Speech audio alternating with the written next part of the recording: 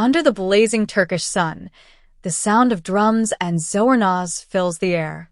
The crowd cheers, the scent of olive oil lingers, and on a vast grassy field, two men, glistening from head to toe, grapple in an age-old dance of power and respect.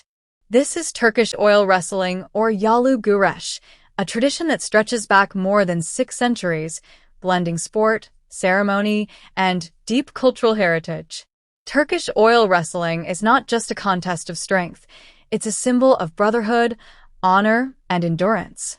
Its origins date back to the 14th century during the Ottoman Empire, when wrestlers, known as Pehlivans, competed to demonstrate their courage and skill.